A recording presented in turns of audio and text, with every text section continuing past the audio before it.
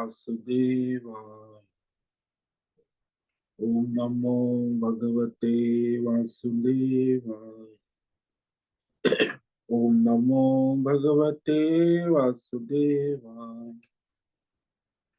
ओम नमो भगवते वासुदेवाय। ओम नमो भगवते वासुदेवाय। ओम नमो भगवते वासुदेवाय। ओम नमो भगवते वासुदेवाय। ओम नमो भगवते वासुदेवाय।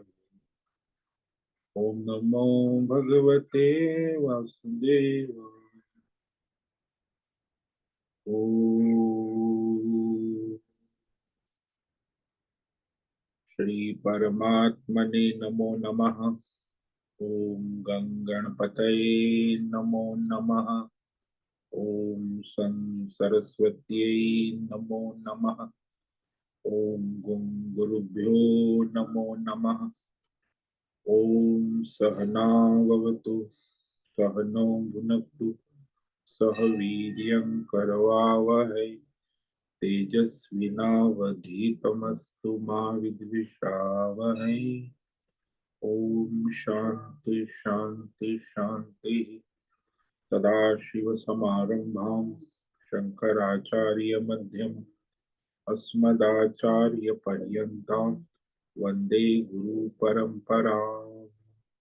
ओम पार्थाय प्रतिबोधितां भगवता नारायणेन स्वयं व्यासेन रचितां पुराणमुनि मध्ये महाभारतम् अद्वैतामृतवर्षिणीं भगवतीम् अष्टादशाध्यायिनीं बद्ध्वामनुसन्दधामि भगवद्गीते भवद्वेषिणि।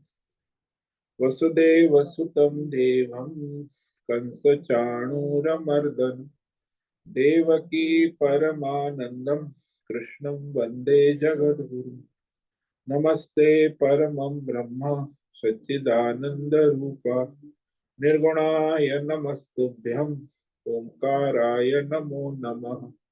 सर्वे दुर्गाणि तरन्तु सर्वे भद्राणि पश्यन्तु सर्वे सद्बुद्धिमाप्नोतु सर्वे सर्वत्र नन्दतु। ओम तत्सत्। ओम ओम ओम।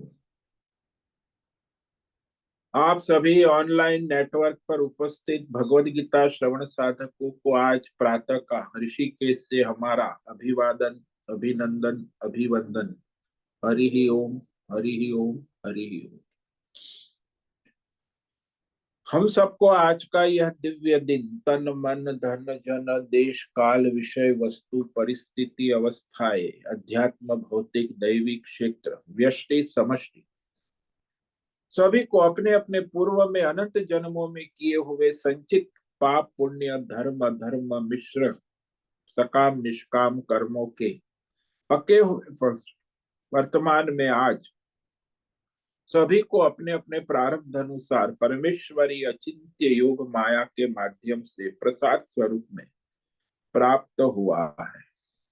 अतः आज का यह दिव्य दिन परमार्थ हेतु निष्काम सेवा यज्ञ के लिए समर्पित करे और करवा। देव यज्ञ ऋषि यज्ञ पितृ यज्ञ मानवता यज्ञ भूत प्राणी यज्ञ सात्विक दान शारीरिक वाचिक मानसिक तप निष्काम कर्म योग ध्यान योग भक्ति योग ज्ञान योग साधनाएं स्वाध्याय वेद शास्त्रों का अध्ययन अध्यापन उपासना आराधना के लिए समर्पित करे और करवावे। अत्यंत दुर्लभ मनुष्य जीवन को परमार्थ हेतु सार्थक करे और करवावे। आज विक्रम संवत 2082 कार्तिक मास शुक्ल पक्ष की चतुर्थी तिथि है। रात्रि 12:56 16 तक। उसके बाद पंचमी तिथि लग जाती। आज है ज्येष्ठा नक्षत्र सुबह 9:44 तक। उसके बाद मूल नक्षत्र लग जाता है। आज है मंगलवार और यहाँ हेमंत ऋतु प्रारंभ हो चुकी है।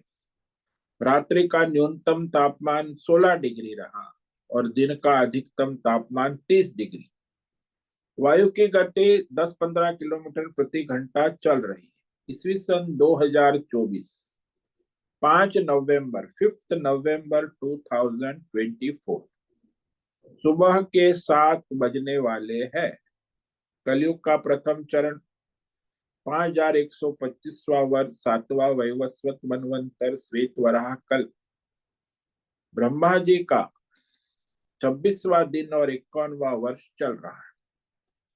तो ऐसे अनंत कोटि ब्रह्मांडीय परमेश्वरी अचिंत्य योग माया में यह हमारा एक ब्रह्मांड, इस ब्रह्मांड में ये पृथ्वी लोक में समुद्र के ऊपर जम्बू द्वीप में विश्व का एकमात्र वैदिक राष्ट्र भारत में उत्तर हिमालय प्रांत उत्तराखंड राज्य टिहरी जिले में हिमालयन शिवालिक पर्वतमाला के अंतर्गत मणिकुट पर्वत के ऊपर नीलकंठ महादेव के सामने ऋषिकेश नगरी में मुनि की रेती प्रांत में शीशम जाड़ी में अवधूत बाड़ा आश्रम के सी ब्लॉक पहले माले से 5 नंबर कमरे से गंगा किनारे से हम स्वामी उत्तमानंद सरस्वती भगवद गीता के आचार्य शिष्य स्वामी चिन्मयानंद सरस्वती महाराज कैलाद्वैत वेद व्यास भगवतपाद शंकराचार्य की श्रृंगेरी संन्यास परंपरा से शिक्षित दीक्षित सनातन वैदिक भारतीय हिंदू धर्म अनुसार संपूर्ण भगवद गीता ज्ञान यज्ञ ऑनलाइन चैतन्यमय जीवंत लाइव प्रसारण के अंतर्गत व्याख्यान माला में अध्याय 8 अक्षर ब्रह्म योग के श्लोक नंबर 28 अंतिम श्लोक पर व्याख्यान करेंगे संस्कृत एवं हिंदी में। और यह धर्म अनुसार संपूर्ण ऑनलाइन जूम एवं यूट्यूब नेटवर्क पर जीवंत प्रसारण के अंतर्गत व्याख्यान माला। तो अध्याय 8 श्लोक नंबर 28 दिव्य पवित्र सरल व्यावहारिक सटीक पूर्ण अक्षर पद वाक्य पंक्ति श्लोक अध्यायों की संगति संधि अन्वय शब्दार्थ वाक्यार्थ भावार्थ रहस्यार्थ के यथार्थ तात्पर्य सहित वैदिक शास्त्र वेद व्यास साहित्य शंकर भाष्य व परंपरागत सन्यासी आचार्यों की टीका टिप्पणी सहित आज का यह भगवद गीता व्याख्यान करेंगे। कृपया आप सभी श्रद्धा भक्ति ध्यान से परिपूर्ण होकर के यह दिव्य श्रवण साधना करें। इसमें से कुछ ग्रहण करे, कुछ धारण करे, कुछ अपने जीवन में चरितार्थ करे और उसमें निरंतरता लाए। अपनी अपनी आध्यात्मिक भौतिक दैवी अशांति द्वंद्व मोह विक्षेपों से रहित होकर के अधार्मिक अशास्त्रीय परंपरागत भ्रम भ्रांतियों से रहित होकर के अपने अपने शरीर इंद्रिय प्राण मन वचन कर्म से एक रूप एकाग्र होकर शुद्ध सात्विक सूक्ष्म भगवत विवेक बुद्धि करे। वेद शास्त्र एवं आचार्य परंपरा अनुसार विवेक करे और पुनः पुनः इस व्याख्यान का श्रवण करे, मनन करे, चिंतन करे, लेखन करे, चर्चा विचारणा करे, प्रचार प्रसार, लिंक भेजे, ग्रुप में शेयर, अपना और सबका परम कल्याण करे और करवावे। ओम तत्सत। ओम ओम ओम। तो कल हमने श्रीमद् भगवद गीता अध्याय 8 के श्लोक नंबर 27 पर विवेक विचार किया था, जिसमें भगवान ये दोनों गति शुक्ल और कृष्ण देवयान मार्ग और पितृयान मार्ग, इस दोनों गति प्रयाण गति है ना, ये मृत्यु के बाद की गति।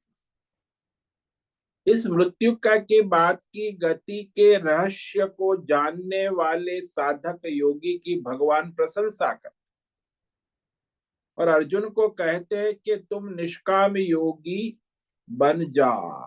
निष्काम योगी बनने की भगवान अर्जुन को प्रेरणा दे। तो ये 27वें श्लोक में भगवान ने स्पष्ट कर दिया कि इन दो गतियों में यदि आप देवयान मार्ग से जाना चाहते तो निष्काम ईश्वर समर्पित अपना स्वधर्म करो, तो वह आपके कल्याण का मार्ग है। और सकाम में तो आप जाओगे आओगे, संसार चक्र में घूमते रहो। यही कहा, नैते श्रुते पार्थ जानन योगी मुह्यति कश्चन तस्मात् सर्वेषु कालेषु योग युक्तो भवार्जुन। पार्थ, अरे पृथा के, एते श्रुति जानन, ये जो मार्ग है, प्रयाण, मृत्यु के बाद की गतियां, वैसे चार गतियां है शास्त्रों में कही है। जो अधर्मी है वो नरक आदि 84 लाख योनियों में घूमता रहता। जो धर्मात्मा है वह पितृलोक स्वर्ग लोक अपने पुण्य का फल भोग कर वापस आता है। जो निष्काम उपासक है, भगवान समर्पित अपना उपासना कर्म करता है, वो क्रम से देवलोक जाकर फिर वहां से मुक्त हो जाता। और जो ज्ञान योगी है, तत्व ज्ञान जिसको हो, उसको तो तत्काल मुक्ति हो जाती है। और जो मिलावट खिचड़ी पकाता है, ये सब चारों तो खिचड़ी मिलावटी है, वो भी 84 लाख योनियों में घूमता रहता है। तो ये सारे प्रयाण मार्ग है। श्रुति का मतलब प्रयाण मार्ग, मृत्यु के बाद की गतियां जानन, उसके रहस्य को तत्व को जानकर फिर जो योगी है वह मोहित नहीं होता, क्योंकि वो जानता है रास्ता कि उसका कौन सा रास्ता है। सकाम कर्म योगी तो पितृ मार्ग से जाते हैं, निष्काम भाव से साधन करता है तो वह देव मार्ग से जाता है। तो इस प्रकार वह जानने के कारण उसका मार्ग स्पष्ट है, इसलिए वो अंत काल में मोहित नहीं होता। जैसे कलाकार होता है ना, वो अपने पात्र करते समय मंच पर अपने स्वरूप में स्थित होकर वो पात्र की मृत्यु हो रही है तो उससे वो मोहित नहीं, अपने स्वरूप को जानता है और अपने स्वरूप को भूलता नहीं है कि मेरा जो वास्तविक स्वरूप है वो कलाकार है, ये पात्र है, पात्र की मृत्यु हो रही है, उसका जो है तो उसकी गति है अपने अपने कर्म और उपासना के अनुसार। इसलिए सारा विवेक करने के बाद वह मोहित नहीं होता, कहा न मोहियति। न मोहित का मतलब है कि कामनाओं में, संसार की मोह माया में नहीं फंसता है, वो परमार्थ में उसकी बुद्धि स्थिर हो गई। और हे अर्जुन, तुम भी निष्काम योगी बन जा, सर्वेषु कालेषु, 24/7, सदा सर्वदा सर्वत्र सब में परमात्मा समर्पित योग युक्त, यानी भगवतमय बुद्धि वाला हो जा, योग युक्त, परमेश्वर के साथ जुड़ा रहे, सदा सर्वत्र सब में भगवत बुद्धि रख और परमात्मा का अनुसंधान करे, यानी परमात्मा को समर्पित अपना प्रत्येक क्षण जीवन चलाए, परमेश्वर की शरणागति स्वीकार करे, शास्त्र आचार्य परंपरा अनुसार परमेश्वर को समर्पित रहे, यानी बुद्धिमानी मनमानी ना करे, मुमुक्षु होकर सदा सर्वत्र सब में आहार विहार नित्य कर्म नैमित्तिक कर्म स्वधर्म प्रारब्ध कर्म कर निष्काम योग से युक्त हो जा, स्थिर हो जा, सदा सर्वत्र सब में भगवत भाव बनाए रख, अच्छा बुरा भला बुरा भेद भ्रम द्वंद्व को छोड़ दे, सब भगवान की माया है। तो जैसे जल तत्व सदा जल ही रहता है, फिर समुद्र, लहर, बुदबुदे, बादल, नदी, नाले, तालाब, ये सब है तो जल ही ना। तो जल बुद्धि बनाए रख। इस तालाब, नदी, लहर, बुदबुदे, समुद्र, झरने और ये सब पर्वत, बर्फ का पहाड़, ये सब उससे मोहित ना हो, मूल तत्व में बुद्धि को स्थिर रखे। घड़ा फूट जाए तो घड़े के अंदर जो घटाकाश है वो सदा सर्वदा आकाश ही रहता है। घड़े के रहने के आकाश में कोई परिवर्तन नहीं होता। रज्जू सदा रज्जू रहता है, चाहे उसमें सर्प रहे या ना रहे। इसलिए परमात्मा हमेशा परमात्मा रहता है, उसमें चाहे पिंड ब्रह्मांड संसार रहे या ना रहे, परमात्मा परमात्मा ही रहता है। तो इस प्रकार अब ये कहने के बाद भगवान ने अर्जुन को निष्काम योगी बनने की प्रेरणा दे दी और फिर उसकी महिमा कह रहे हैं कि अंतिम श्लोक में आगे भगवान इस अध्याय की समाप्ति करते, इस अक्षर ब्रह्म योग परिपूर्ण करते हैं और उसमें अर्जुन को कहते हैं कि इस निष्काम योग की बड़ी महिमा है, उससे आपका परम कल्याण निश्चित है। उसकी महिमा क्या है? तो ये श्लोक नंबर 28, जिसका जीवन भगवत समर्पित है, वह जो इस अध्याय में भगवान ने कहा, परम तत्व को जानने के बाद उसकी श्रद्धा की वृद्धि के लिए कहते हैं। ये अंतिम श्लोक है। वेदेषु यज्ञेषु तपस्सु चैव दानेषु यत् पुण्यफलं प्रदिष्टम् अत्येति तत्सर्वमिदं विदित्वा योगी परं स्थानमुपैति चाद्यम्। वेदेषु यज्ञेषु तपस्सु च एव दानेषु यत् पुण्यफलं प्रदिष्टम् अत्येति तत्सर्वम् इदं विदित्वा योगी परम स्थानमुपैति च आद्यम्। भगवान यहाँ निष्काम योगी की प्रशंसा कर कि जो भगवान को समर्पित है, भगवतमय बुद्धि वाला है, निष्काम योगी, इस परम रहस्य को जानकर विदित्वा वेदेशु, वेद को पढ़ने पढ़ाने से जो पुण्य प्राप्त होता है, वैदिक यज्ञ याग से जो पुण्य प्राप्त होता है,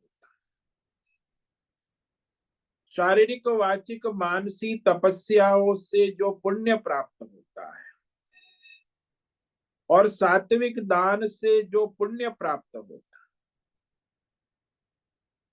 है, यत् पुण्य फलम, तो उसके द्वारा जो पुण्य फल प्राप्त होता है वो सारा का सारा निष्काम कर्म योगी को प्राप्त हो जाता।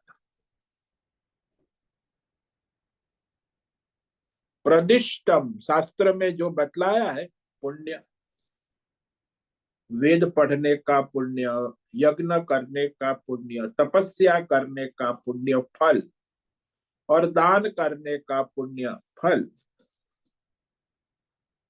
तो सुपात्र को सात्विक दान किया जाता है, विधि विधान पूर्वक यज्ञ किया जाता है, शास्त्रोक्त विधि विधान से शारीरिक वाचिक मानसिक तप किया जाता है और परंपरागत ऋग्वेद यजुर्वेद सामवेद अथर्ववेद को पढ़ना पढ़ाना, स्वाध्याय अध्ययन अध्यापन, ये सब पुण्य कार्य है, वैदिक पुण्य कार्य।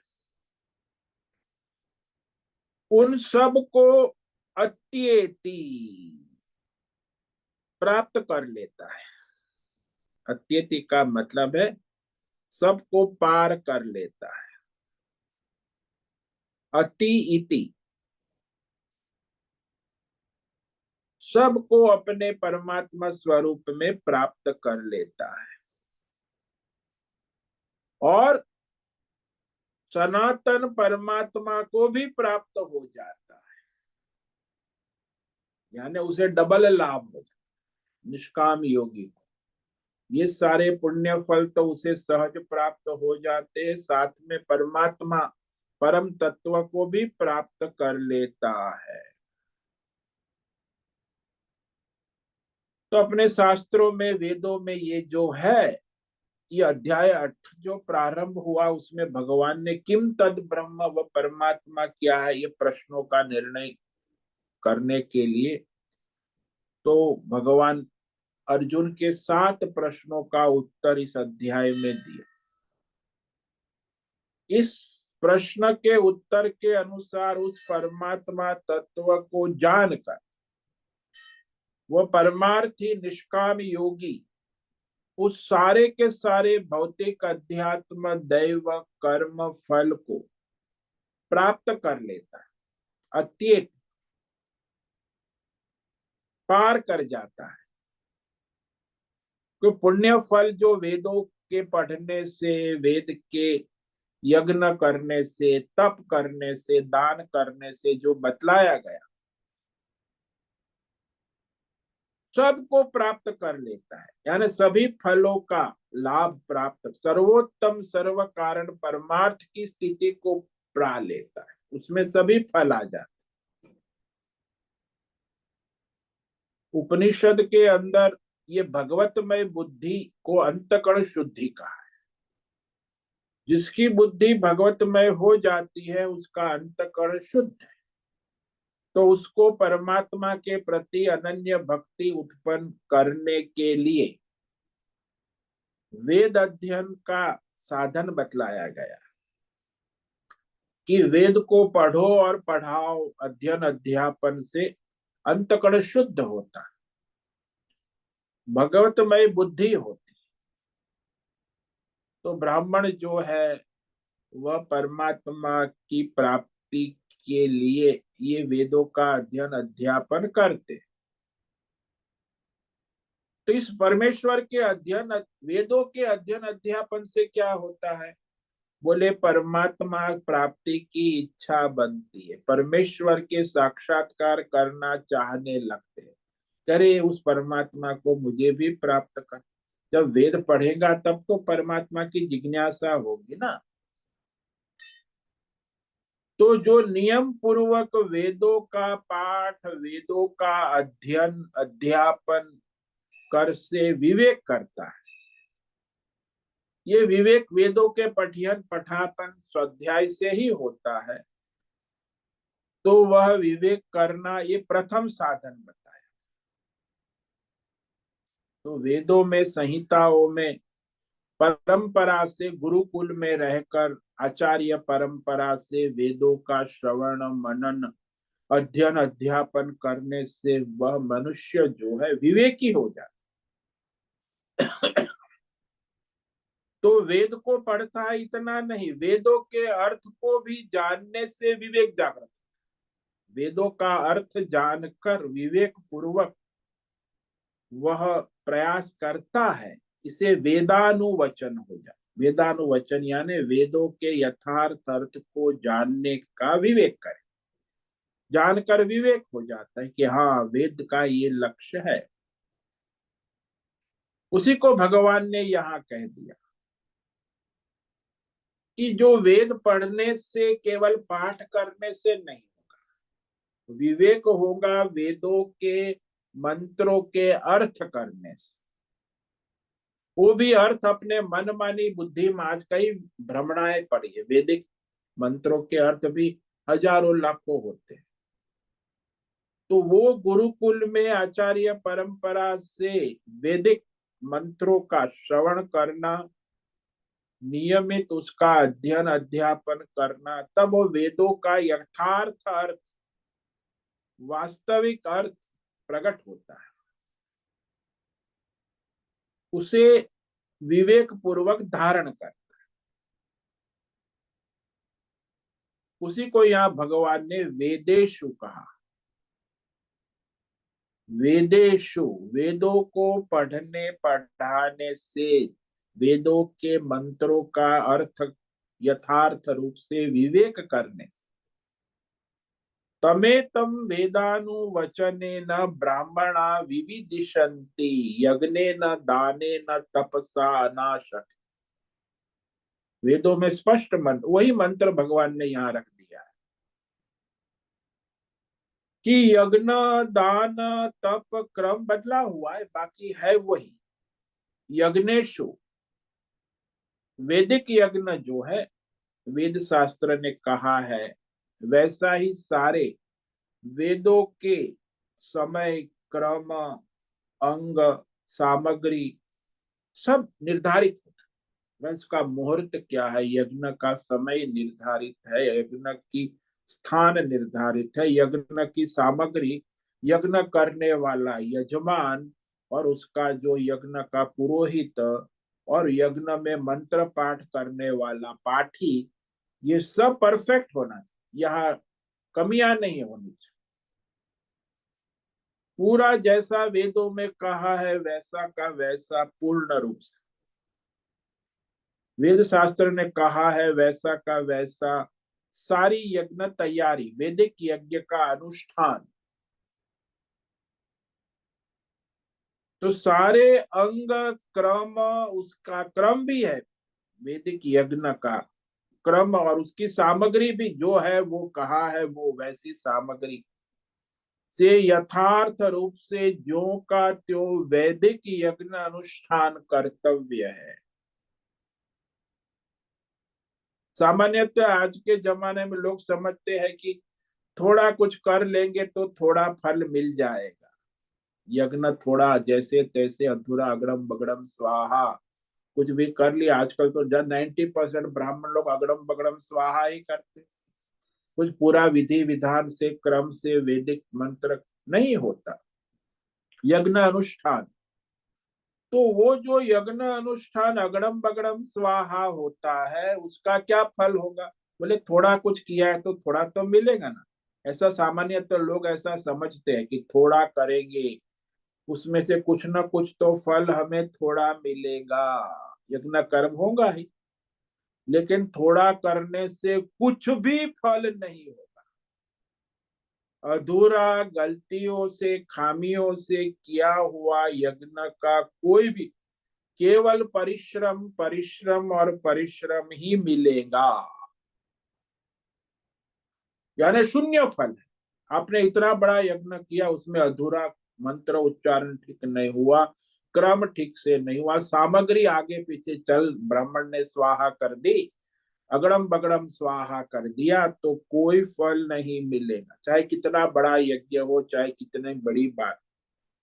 केवल सबको परिश्रम के सिवा कुछ नहीं होगा।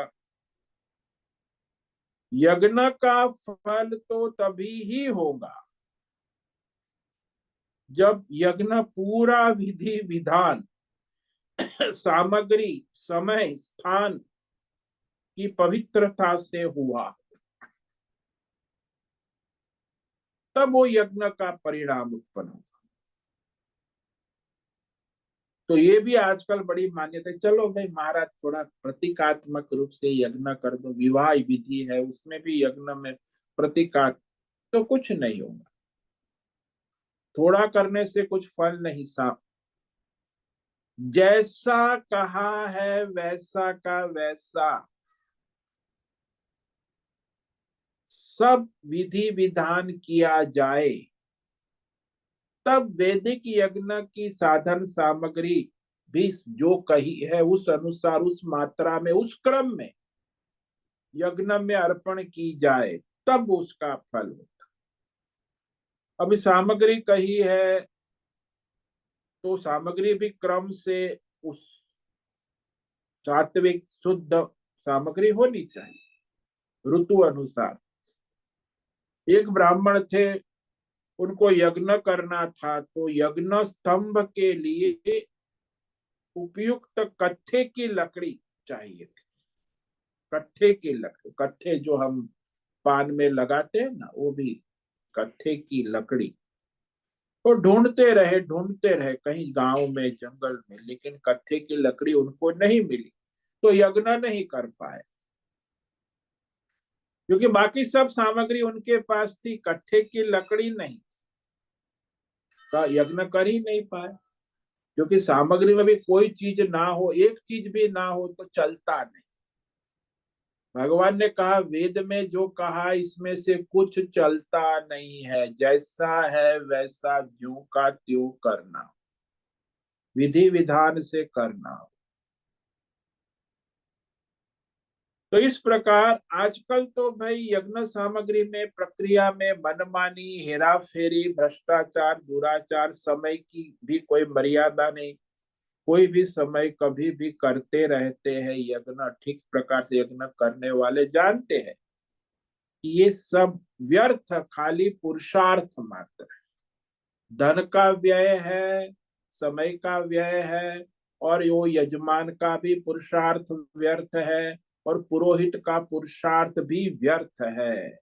केवल मनोरंजन हो जाता है यज्ञ रूप में, यज्ञ नहीं होता, यज्ञ का मनोरंजन।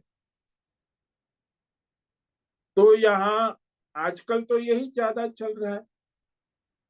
आजकल के जो ब्राह्मण यज्ञ सामग्री में भी सब चलता है, यहाँ वहां से प्रक्रिया में भी मनमानी, हेर फेर करते रहते, समय में भी, मुहूर्त में भी, सब आगे पीछे चलता रहता है, सब अपने अनुकूल यज्ञ करते हैं। तो करने वाले कराने वाले दोनों का व्यर्थ। जैसा वेदों में कहा है वैसा का वैसा, देश काल विषय वस्तु सामग्री विधि विधान क्रम, वैसा का वैसा ही करना आवश्यक होता है, तभी वो यज्ञ का पुण्य फल मिलता है। और तपस्या की बात है, तो भाई तपस्या में तो हमारे बहुत सारे, शारीरिक तपस्या है, वाचिक तपस्या है, मानसिक तपस्या शास्त्रों में बताए। उपवास आदि है, एकादशी व्रत है, ये सब तपस्या है। तप जैसा बताया है वैसा का वैसा करना आवश्यक। आजकल तो लोग तपस्या, एकादशी का व्रत करते हैं तो तपस्या नहीं करते, भोगस्या करते। तो क्या खाते रहते सुबह से शाम। अरे भाई, निर्जला है, शास्त्रों में कहा है, बिना जल के सूर्योदय से सूर्यास्त एक बूंद पानी भी भगवान का अनुष्ठान ध्यान भजन करना है। एक दिन खाने पीने की छुट्टी, जैसे आपको रविवार की छुट्टी होती है, ऑफिस काम धंधे जाने की छुट्टी, ऐसे खाने पीने की भी छुट्टी हो जाए तो फिर मन बड़ा एकाग्र हो जाता है, अच्छी साधना होती। और कुछ पीना भी नहीं है, खाना भी नहीं, केवल भगवतमय चिंतन में तो 12 घंटा अखंड रात दिन भगवतमय अपने आप मन हो जाता। तो इसको तपस्या कहते। व्रत है, उपवास है, शारीरिक तप है, वाणी का तप भाई, मानसिक तप है, मौन रहना, शांत रहना, ये सब शास्त्रों में बताया है, वैसा का वैसा करना आवश्यक, तभी उसका पुण्य फल मिलता है। नहीं तो केवल व्यर्थ परिश्रम है, कोई फल बल भगवान देता नहीं। बस टाइम पास, मनोरंजन हो जाता है। लोगों को कह रहे कि मैंने आज व्रत किया, उपवास, एकादशी, बस क्या खाया? बोले साबूदाना के वड़े, खिचड़ी, पकौड़े, बहुत कुछ खा लिया। फिर क्या खाया? रात को भी सामा चावल की खीर बना ली, और पूरी बना ली, खीर पूरी, बड़ा मजा। एकादशी व्रत तो आना चाहिए, मजा आता है, खाने पीने की मौज, आइटम चेंज। ऐसे लोगों को कोई एकादशी व्रत का कोई फल मिलता नहीं है, उल्टा फल मिलता है। तो आजकल ऐसे ही करते सब लोग, एकादशी करने वाले। बाकी जो कहते, ज्यादातर तो अभी तो करने वाले भी तो कम हो गए, 2-5% लोग एकादशी व्रत करते हैं, तब वो लोग भी ऐसा उल्टा सीधा करते। तो जो निर्जला एकादशी व्रत करना, वो तो बहुत करोड़ों में लाखों में कोई एक ही करता, तभी उसका फल होता है। और दान, दान में भी भगवान ने गीता में कहा है, उचित देश उचित काल उचित पात्र को सात्विक दान देना। कहीं भी रास्ते में किसी को भी पैसा दान दे देना, ये दान नहीं। उचित देश में, तीर्थ स्थान पवित्र स्थानों में, उचित काल में, मुहूर्त में, एकादशी है, पूर्णिमा है, अमावस्या है, दीपावली है, पर्व है, जन्माष्टमी है, महाशिवरात्रि है, तो इस तरह पवित्र पर्व है, काल है, उस समय उचित पात्र को वो भी दान देना होता है। कि भाई ब्राह्मण है, सन्यासी है, आश्रम में धार्मिक कार्य हो रहा है, तो उचित पात्र को सात्विक दान दिया जाए, तभी उसका पुण्य फल होता है। तो ये सारे जो वैदिक पढ़ना पढ़ाना, यज्ञ याग करना, और फिर दान आदि करना, तप करना, ये सब वेदों में जो कहा गया है, ये सारे करने पर जो पुण्य फल वेद शास्त्र के द्वारा बताए गए हैं, पुण्य फल इसके जो होते हैं, अत्येति यानी निष्काम योगी उस सारे पुण्य फल को प्राप्त करके उससे भी अधिक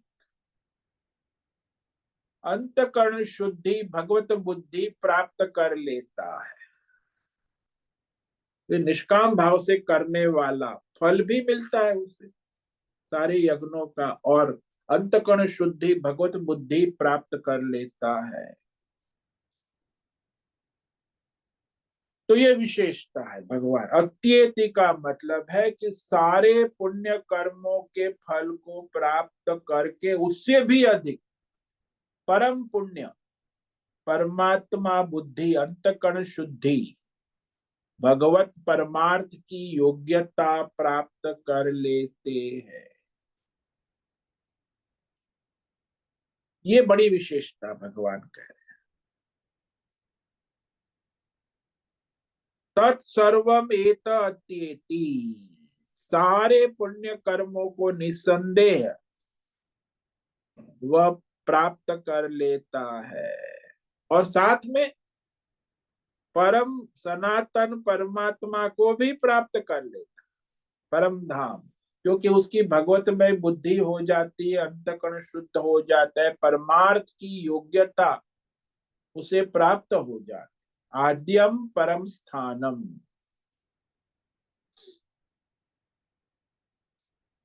तो सृष्टि के जो मूल आधार है परमात्मा, परम ब्रह्म परमात्मा, या परम स्थान को यहाँ परमात्मा समझ, कि उस संसार की उत्पत्ति स्थिति लय, पुनः उत्पत्ति स्थिति लय का मूल आधार परमात्मा है, उसे प्राप्त कर लेता है, यानी उसके पास पहुंच जाता है, परमात्मा मैं हो जाता है। क्योंकि सबसे सूक्ष्म मूल कारण परमात्मा है ना, सबका, काल का, सृष्टि का, जीव का, व्यष्टि का, समष्टि का, सबका मूल कारण, सूक्ष्म से सूक्ष्म परमेश्वर। तो परमेश्वर मैं हो जाता है, कि वही परमेश्वर मैं हूं, जो है रूप में सब में उपस्थित है। काल है, देश है, विषय है, भौतिक है, अध्यात्म है, दैव है, सभी मायामय विषयों में है के रूप में उपलब्ध है। तो पहुंच जाते हैं। इस प्रकार निष्काम योगी, सकाम कर्म करने वाले को जो फल मिलता है वो फल भी उसे मिलता है, और निष्काम कर्म का फल परमात्मा, अंतःकरण शुद्धि, भगवत बुद्धि भी प्राप्त होती है, और परमात्मा भी मिलता है, यानी सारे फल को प्राप्त कर लेता है।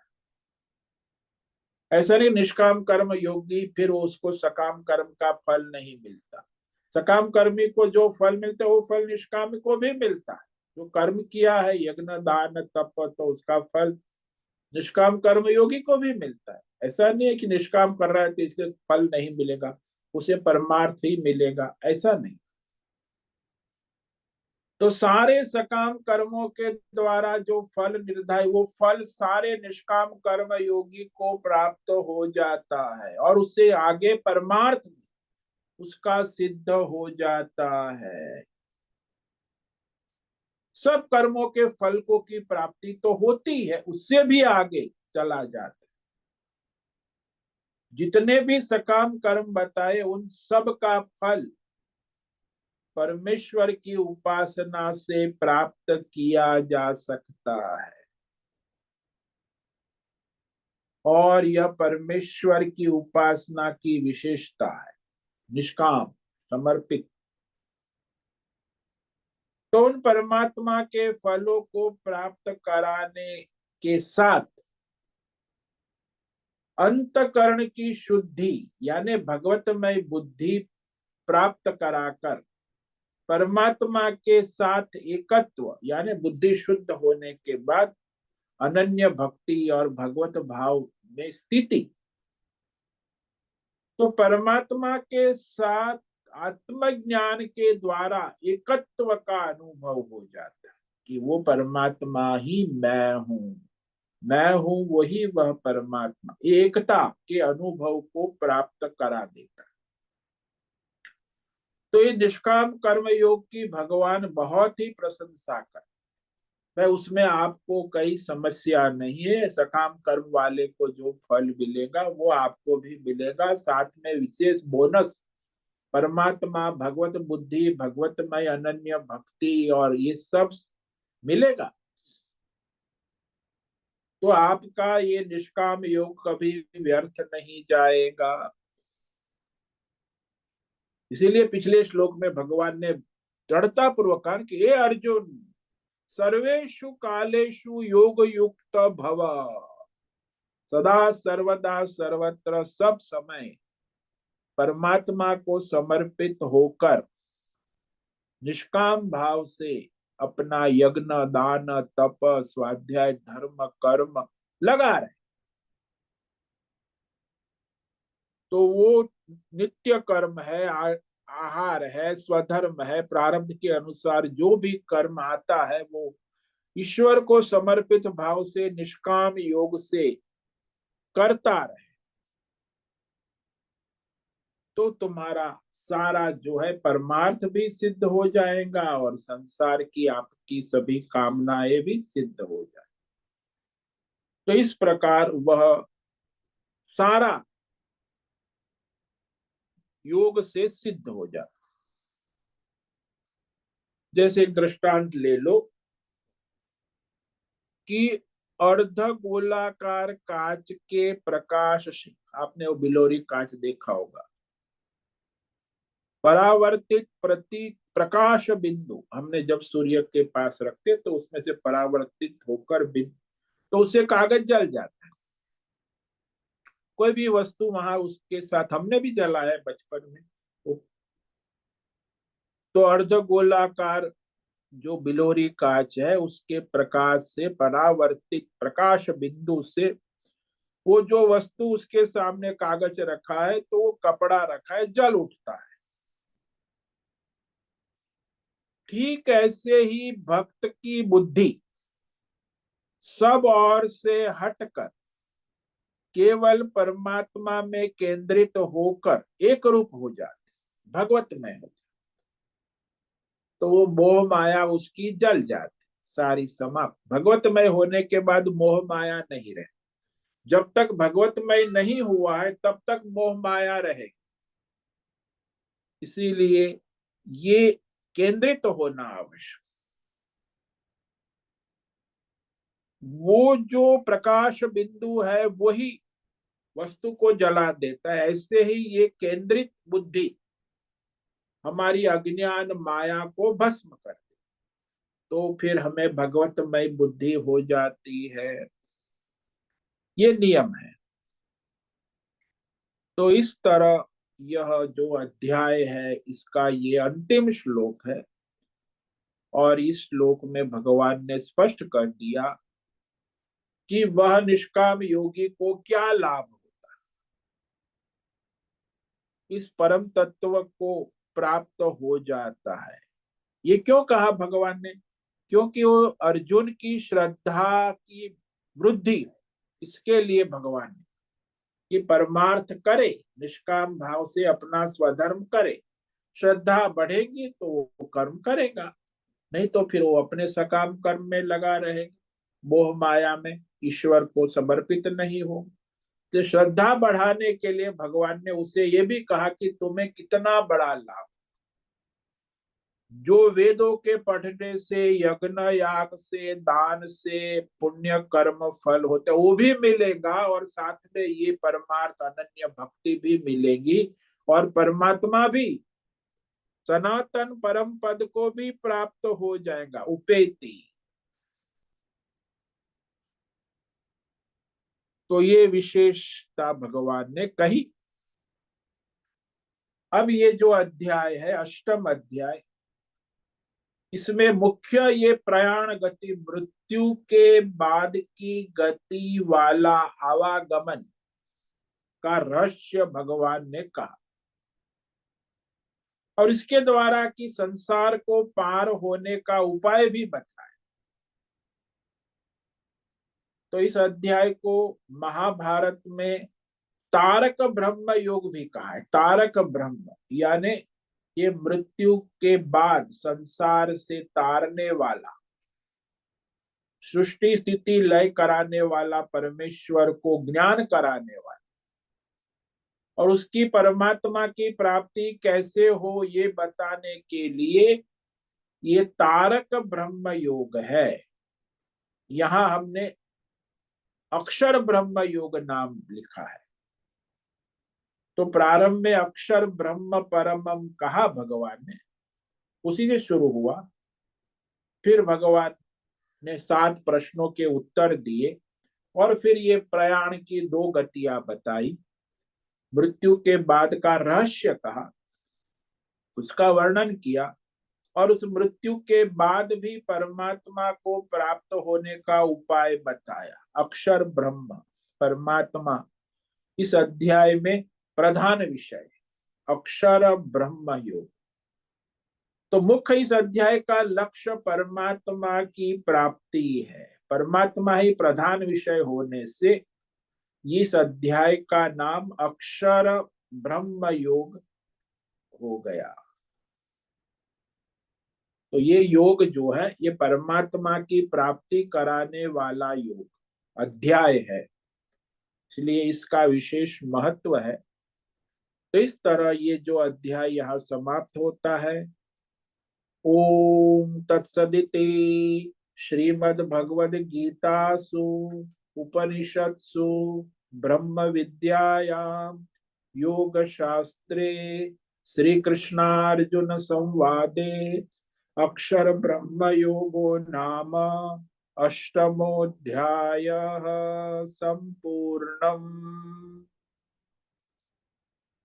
ओम तत्सदिति, ये सनातन सत्य वैदिक सार, वेदों का रहस्य, भगवत गीता भगवान के द्वारा गाया हुआ वेद उपनिषद का सार, परमार्थ विद्या ब्रह्म विद्या, और योग शास्त्र, कर्म योग, ध्यान योग, भक्ति योग, ज्ञान योग का मार्गदर्शन देने वाला, शासन करने वाला शास्त्र, भगवान श्री नारायण श्री कृष्ण और नर अर्जुन के बीच में संवाद, नर नारायण का संवाद, श्री कृष्ण अर्जुन संवाद।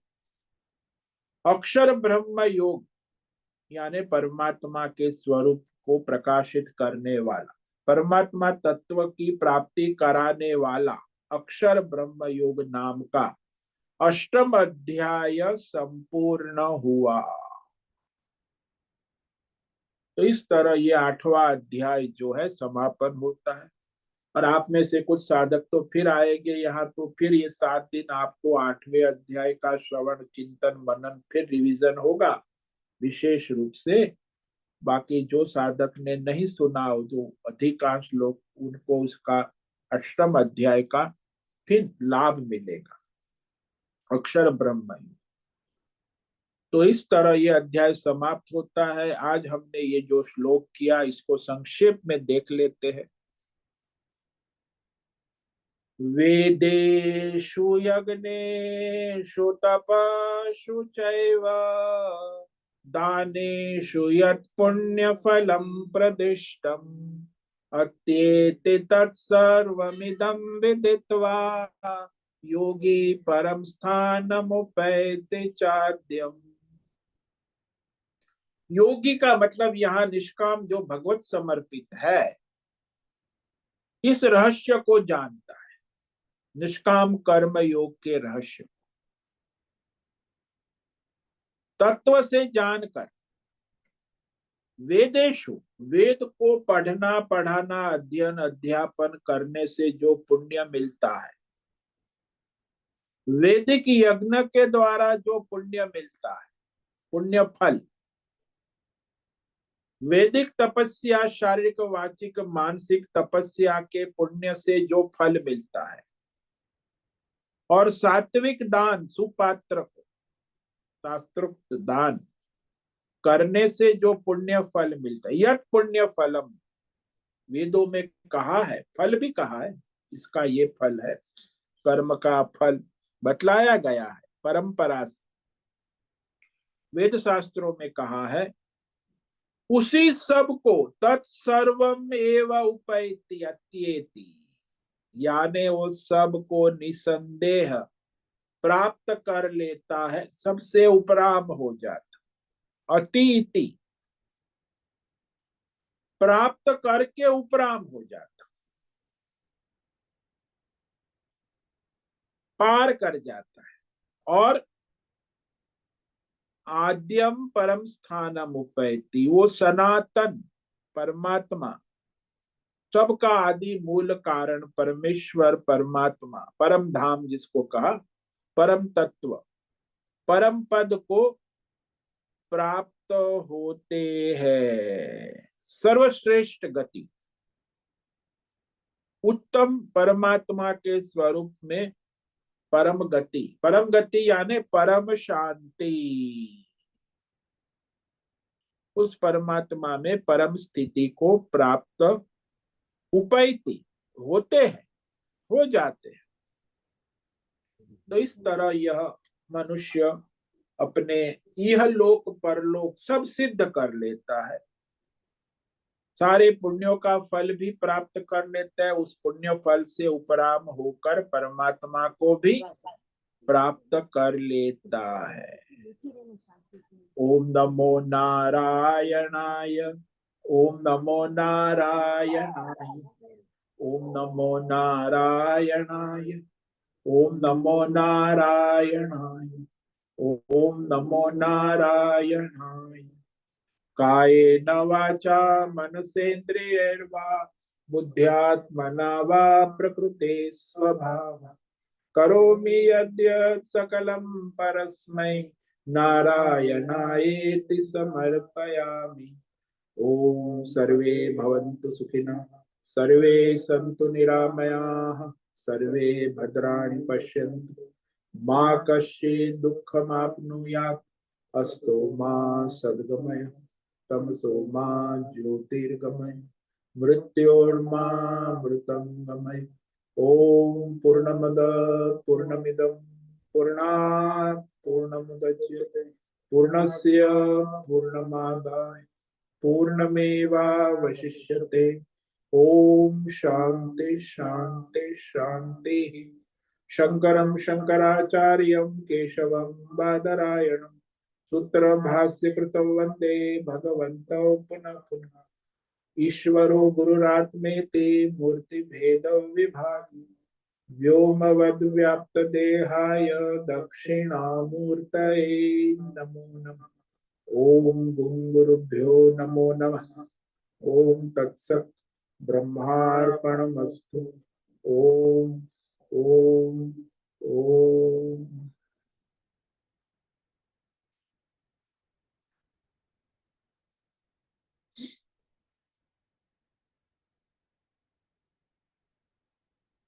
तो कल और मौन आ परसों, रहा है। हाँ एक मिनट, कल और परसों जो है ये सार दर्शन होगा संपूर्ण अध्याय का। और फिर 8 तारीख को यहाँ शिविर शुरू होती है, अक्षर ब्रह्म योग। तो 15 को समाप्त होंगी। तब तक ये मॉर्निंग ऑनलाइन क्लास नहीं होगा। और फिर ऑनलाइन क्लास 18 तारीख को शुरू होगा, 18 नवंबर, अध्याय 9, राज विद्या राजगुह्य योग। ये सुबह का 7:45 से 7:45 का वर्ग। 18 चतुर्थी है और सोमवार है। 18 नवंबर से राज विद्या राजगुह्य योग का क्लास फिर प्रारंभ होगा, ऑनलाइन प्रतिदिन। तो ये आप सावधानी रखें, कल और परसों क्लास होगा। ये पूरे अध्याय का सार दर्शन करेंगे 2 दिन में, संपूर्ण संक्षेप में पूरा अध्याय। और उसके बाद 8 तारीख को शिविर प्रारंभ हो जाएगी। तो 15 को समाप्त होगी, फिर 16 17 कोई क्लास नहीं होगा। तो शिविर की लाइव प्रसारण होने वाली ने, जो यहाँ साधक 100 साधक आए हैं वो श्रवण करेंगे। तो ऑनलाइन करने वाले नहीं है, इसीलिए जो यहाँ है वो उसका लाभ लेंगे शिविर का। और 18 को ऑनलाइन क्लास शुरू होगा, 18 नवंबर, मॉर्निंग 6:45 to 7:45, अध्याय 9, राज विद्या राजगुह्य योग प्रारंभ होगा। तो इसका आप सूचना को धारण करें और इस प्रकार अपना कार्य करें। हाँ बोलिए, अभी क्या प्रश्न? स्वामी जी, ओम नमो नारायण है स्वामी जी। हाँ बोलो हाँ, मेरा। स्वामी जी अभी अ, भगवान ने बोला कि तस्मात् सर्वेषु कालेषु योग युक्त भव। वो कौन सा योग है? मतलब तीनों, कर्म योग, ज्ञान योग, ज्ञान योग, सब ये योगों से ज्ञान। निष्काम, निष्काम योग, ईश्वर समर्पित, फिर चाहे कर्म हो, चाहे ध्यान हो, चाहे भक्ति हो, चाहे ज्ञान, हाँ निष्काम ईश्वर समर्पित हो जाए, ये कहने की बात। हाँ। और ईश्वर समर्पित हो जाते हैं और ज्ञान योग तत्व ज्ञान ज्ञान मिल जाता है, मतलब ये वो दुनिया तो, नहीं है एक्चुअली। हाँ और फिर मेरे मेरे मन में इस दुनिया के लिए कोई अट्रैक्शन नहीं है। हाँ, वो मैं मिथ्या जिस है, असत है। हाँ मिथ्या है, जो और स्वप्न में आपको कोई अट्रैक्शन, स्वप्न की दुनिया में कोई हाँ अट्रैक्शन है? स्वप्न है नहीं, स्वप्न ऐसे। है। हाँ, स्वप्न की तरह ये भी अशाश्वत तो है, लेकिन सच ही नहीं है। हाँ तो, लेकिन अभी इस दुनिया में हम लोग रह रहे हैं कि थोड़े कुछ चीजों की हमें जरूरत पड़ेगी। तो वो तो जैसे हमें जरूरत है भगवान ही देते हैं, अभी तक भी वही देते आए हैं हाँ और जी, वही देंगे आगे। उसके हाँ लिए जी, हमें उसके पीछे जाने की कुछ जरूरत नहीं है। हाँ जी। और सिर्फ भगवान ही सत्य है, ऐसा कुछ है क्या स्वामी जी? हाँ ऐसा ही, परमात्मा सत्य है, बाकी सब मिथ्या है। यदि हम्म ऐसी बुद्धि हो गई तो बस काम पूरा हो हम्म। गया, परमात्मा मैं हाँ, हो। परमात्मा यानी ये लौकिक दुनिया का कोई भी चीज में अट्रैक्शन नहीं होना चाहिए। नहीं नहीं, केवल परमात्मा में ही अट्रैक्शन रहना चाहिए। यानी ना ब्रह्म राग भी सत्य, नहीं ना द्वेष, जगत में राग भी नहीं द्वेष भी नहीं, नहीं, कुछ कुछ दोनों। नहीं, राग द्वेष द्वंद्व। स्वप्न में राग द्वेष होता है, स्वप्न जगत, आप उठ गए बाद में, स्वप्न से आपका हाँ, क्या रिश्ता है? उठने के बाद कुछ नहीं है। हाँ। बस ऐसे ही और परमात्मा में जगने के बाद, परमात्मा में होने के बाद संसार में केवल रिश्ता मिथ्या आभास मात्र होता है, हम्म, स्वप्नवत, उसका कोई वास्तविक नहीं हो, वो मिथ्या है। जैसे ये बहुत कलाकार है, उसका पात्र से क्या रिश्ता है? हाँ, यानी मिथ्या है। बहुत भौतिक जगत वाला ये बड़ा भयंकर स्वप्न से उठना है। हाँ, भौतिक, अध्यात्म और दैव, ये भयंकर स्वप्न है। हम्म। तीनों, भौतिक जगत, अध्यात्म जगत और दैवी जगत, हम इस लोग को स्वप्न अपने से जकड़ के जग रखा गए है तो अपने। परमात्मा में स्थित होंगे, तभी तो जगेंगे ना, भगवत हाँ, में। और जगेंगे तो पता चलेगा कि सारे जग, सब दुनिया में भगवान ही व्याप्त है। हाँ और वो भगवान ही एक है और चीज इसके सच। सिवा कुछ नहीं है।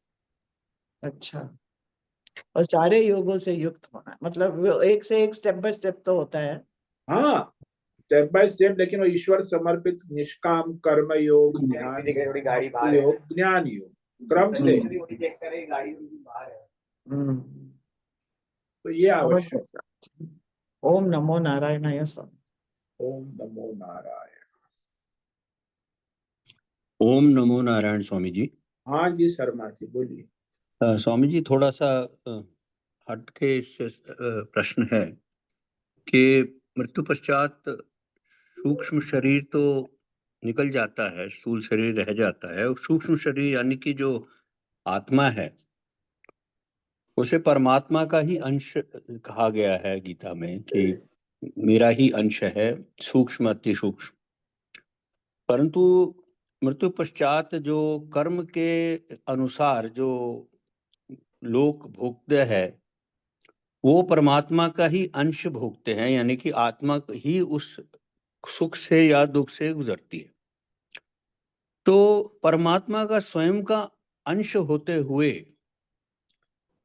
ये जो फल है ये उस आत्मा को क्यों मिलता है? क्योंकि है तो वो परमात्मा का ही अंश। तो वैसे तो जो अंश है उसे मेन चीज में मिल जाना चाहिए, परमात्मा में मिल जाना, विलीन हो जाना चाहिए। तो ऐसे क्यों कहा जाता है कि वो आत्मा जो है विचरण करती रहती है, वो अन्य लोगों का भोग करती है कर्मानुसार, जबकि वो परमात्मा का ही अंश है? इस पर थोड़ा सा बताइए। देखो परमात्मा का ही अंश है, लेकिन अज्ञान के कारण वो अपने को परमात्मा से अलग मानता है, जानता है। बस ये भेदभाव के कारण उसका अज्ञान है, इसी के कारण वो परमात्मा से मिल नहीं पाता। वो अज्ञान के कारण, अपनी कामना के कारण संसार में मृत्यु के बाद भी लोकांतर में घूमता रहता है। उसका अज्ञान नष्ट नहीं होगा तब तक वो कामना वाला है, तब तक वो भटकता रहेगा। अंश है ये तो, लेकिन अंश रूप में परमात्मा में एकत्व नहीं हुआ है, तो ये उसका भेद है, द्वंद्व है। वो अज्ञान के कारण ही वो भटकता है। यदि उसे ज्ञान, पक्का आत्मज्ञान होगा कि मैं अंश नहीं, मैं परमात्मा का ही स्वरूप, जब तक अंश और परमात्मा का भेद रहेगा वो अंश रूप में भटकता रहेगा। अंश नहीं है, अंश और परमात्मा का एकत्व है, केवल परमात्मा ही है, ऐसा ज्ञान होगा। ये अंश होना ये अज्ञान है। तो परमात्मा का अंश है, ये अज्ञान है। उस अंश के कारण ही वो अपने अंश भाव में ही घूमता रहता। जीव रूप में अंश है ना, जीव। जी, तो स्वामी जी फिर ये जो द्वैत और अद्वैत की बात करी जाती है कि हाँ जी। आत्मा और परमात्मा एक ही है, उसको अद्वैत कहा, और हाँ जो अलग माना उसको द्वैत कहा, तो हाँ, फिर वो किस जीव चीज और को परमात्मा। मानना चाहिए? तो किसे मानना चाहिए, अद्वैत माने कि या अद्वैत माने? फिर अज्ञान में आप अद्वैत मानोगे, जब तक अज्ञान है, और ज्ञान हो गया आत्मज्ञान, तत्व ज्ञान में जीव और ब्रह्म जी एक है, तो वहां जी अद्वैत है। अद्वैत ही मुक्ति अंतिम पड़ाव है। ये द्वैत जी में तो जीव और ईश्वर अलग रहकर घूमना है। देवलोक में जीव मृत्यु के बाद उसकी गति है, लेकिन अद्वैत में गति नहीं है। जीव है ही नहीं, अंश है ही नहीं, परमात्मा ही है। जब तक अंश जी बुद्धि है तब तक अज्ञान है। जी जी। ज्ञान की बात है कि जब तक वो उसे ये ज्ञान नहीं है कि मैं वही हूँ, तब हाँ, तक वो। तो जी मैं अंश हूँ, ये भेदभाव करता रहेगा तो घूमता रहेगा। जी हाँ।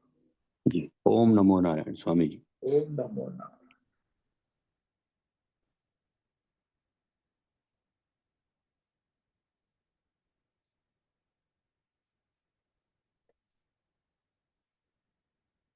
ठीक है, सभी साधकों को आज का ओम नमो नारायणाय। सबको आज का ओम नमो नारायण। ओम नमो नारायण स्वामी। ओम नमो ओम नारायण। नमो नारायण स्वामी जी। ओम नमो नारायण। ओम नमो सबको नारायण। ओम ओम नमो नमो नारायणाय स्वामी जी। ओम ओम नमो नमो नारायण। નારાયણ. માતાજી ओम આપણે મોકલી સવારે બધું કાલે ओम नमो नारायण। ઓમ उससे નમો નારાયણ સ્વામી जी. ओम नमो नारायण। ओम वो से निवेदन है पूर्ण करे। ओम नमो नारायणाय। आज का ये दिव्य सत्संग हम यही पूर्ण करते हैं। सभी साधकों को ओम नमो नारायणाय। सभी साधकों को ओम नमो नारायणाय।